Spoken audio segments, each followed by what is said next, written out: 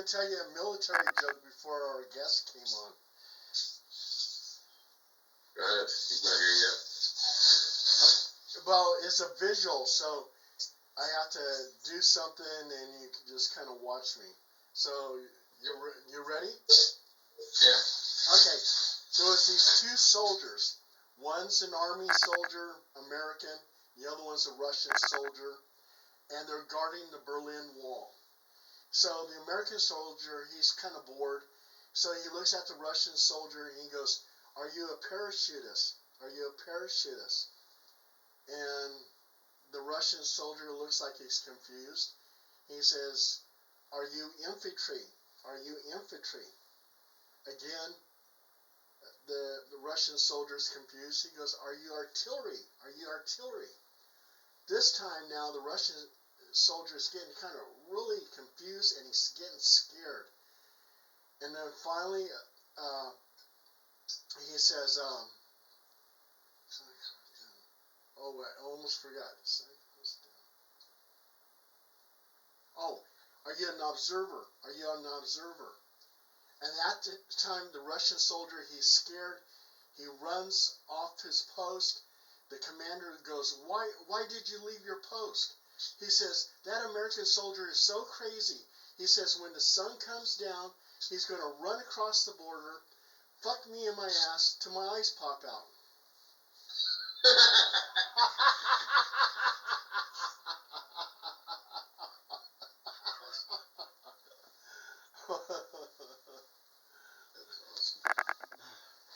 Yeah, there was a mistake in translation there.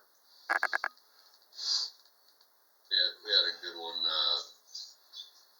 I was told years ago is Paris Island is one of the Marine boot camps. There's only two, Paris Island and San Diego.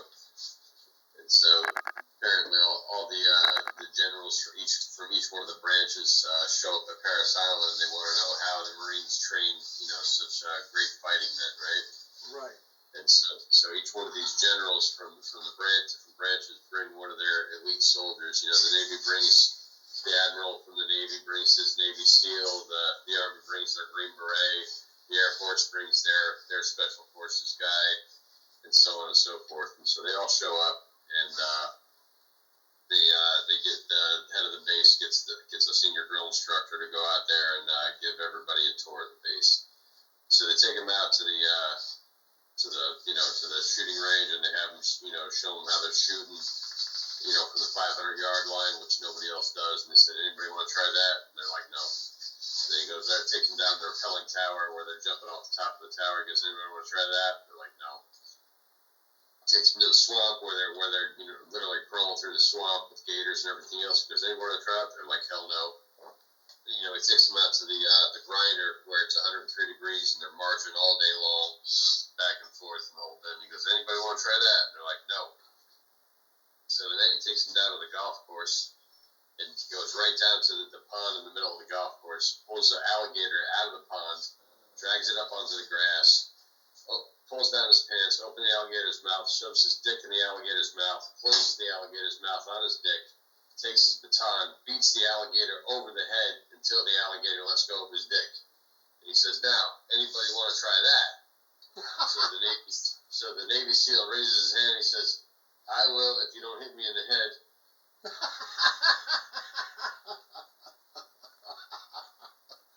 Oh my God, that's a good one. That is funny. Oh my God. Yeah. The military has some good jokes. They do. You know how it is. They always talking shit. One of the best ones I ever heard, and it wasn't even so much a joke. It was I never forgot it. Is this old retired Air Force guy I was working with told me, he said when I was real green, just in, still smelled like boot polish, and he said, Marine, the difference between the Air Force and the Marine Corps? And I said, no, sir. And he says, well, in the Marine Corps, the colonel's going to come out, he's going to give you a little pep talk, he's going to pat you on the ass, and he's going to send you off to fight. He says, in the Air Force, he goes, I pat the colonel on his ass, shove him in a plane, and send him off to fight. And I never forgot that. and so when it was my son's time, I said, "You're going in the Air Force." Oh yeah. That's funny. And so yeah, my son's a crew chief for F-16s. He passes the colonel on his ass, shoves him in the plane, and sends him off to fight. Yeah, the Air Force is like one of the probably easiest branch to get into. For physical. Yeah, for physical, but it's Yeah. also the only branch where the officers actually do the fighting. yeah. You know, everything else, it's the enlisted guy that's on the front line. The Air Force is the only one where it's the commissioned officers that are in the planes actually out there doing the fighting. So, and that was the point of the joke, and it hit me like a ton of bricks. Well, as soon as the guy said it, I go, "Holy shit, that's brilliant!" you know. Yep. And then the Navy, of course, you have the gay guys. The what? The gay guys. Oh yeah. Well, you're on ship a long time, you know. Yeah, in the Navy. Yeah. Oh yeah. Okay, let me go my Gmail and see if Brian's got any problems. Okay. Because he should have been on by now.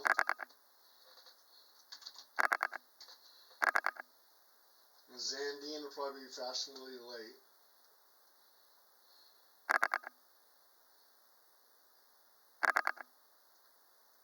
Okay, there's no message from him. Okay.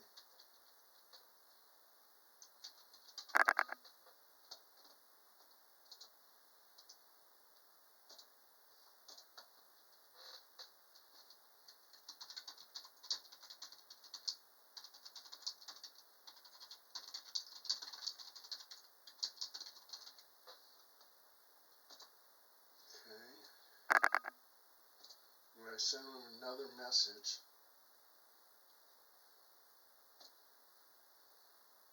Phil, are you still there? Yes. Oh, Sorry for all three on mute because I had to put my dog in the cage. They were making a bit too much noise. Oh, okay.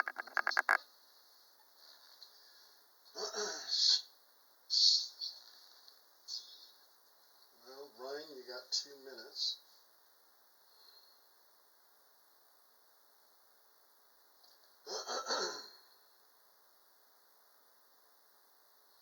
Yeah, I think we're getting there though. We're getting lot more views than we did before.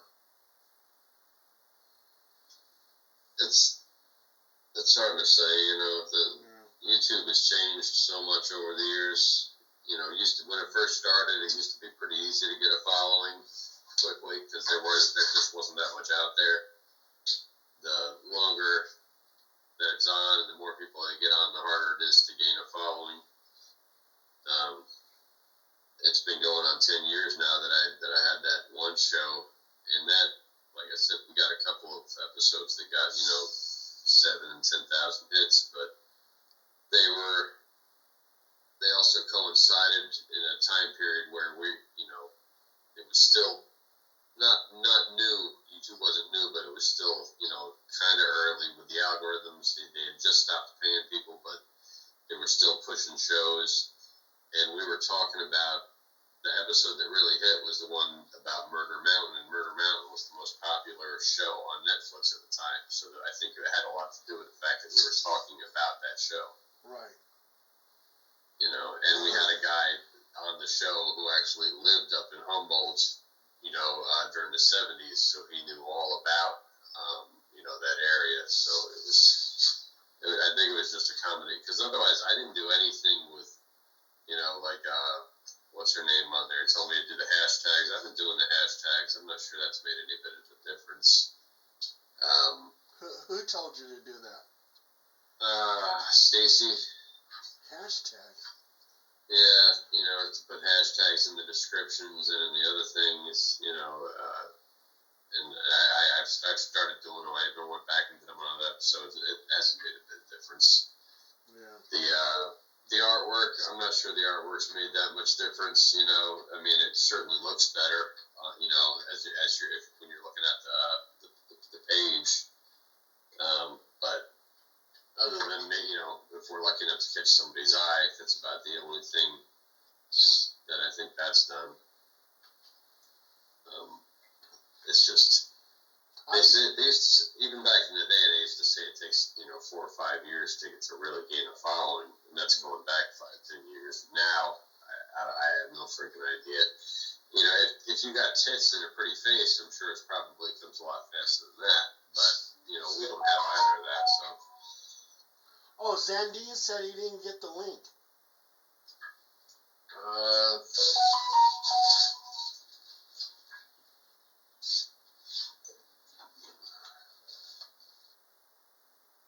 I must have only sent it to. I only sent it to your chat. I thought it was the Okay. double chat. And where's Brian?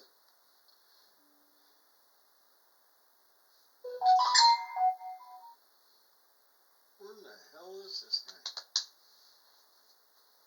And he told me this morning, he goes, yeah, I'm ready.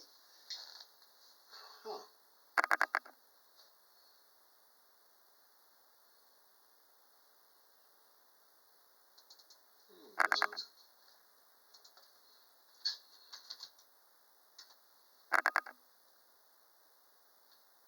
Come on, Brian.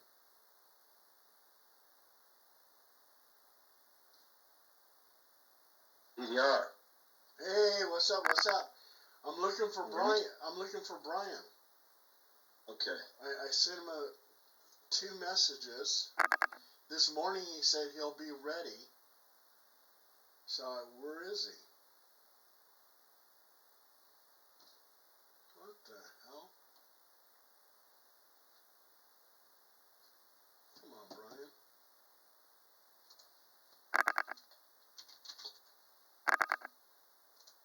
I had a bunch of stuff to ask him too.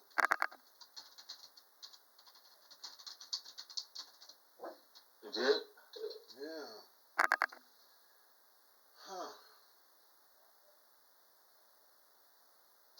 You had about ask him, huh? Yeah. Well. Okay, I sent him the link 3 times. So I guess we might as well just get started. Do you have your Joshua National Park tree thing?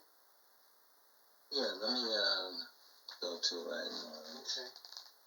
And maybe you can just kind of talk a little bit about it.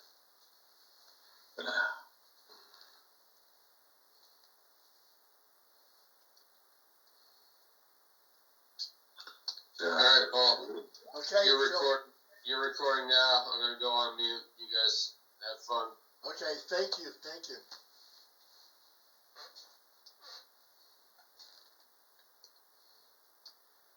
All right. Tonight we're supposed to have a special guest, Brian Allan. Brian Allan is the editor of Phenomenon Magazine, and I sent Brian the link 3 times, and I don't see Brian. So I don't know if it's just going to be a Zandine and Paul show, but we're going to find out here. Maybe Brian will join us a little bit later. But anyway, Zandine is showing us some photos. Where did you go there, Zandine? Actually down in Joshua Tree, and actually I originally went down just to hold on. Keep talking. Can you see me? Huh? No, I don't see you. But I do see. I do see Joshua Tree. You see Joshua Tree still? Yes, yes, and also too, it's a UFO hotspot. Yeah. So do you see that? Do you see that little UFO in the background? Yeah. Yeah, I see it. Anyway, yeah. So went down there just to check out some stuff for my son, and ended up going by there. I actually have some Integratron too as well.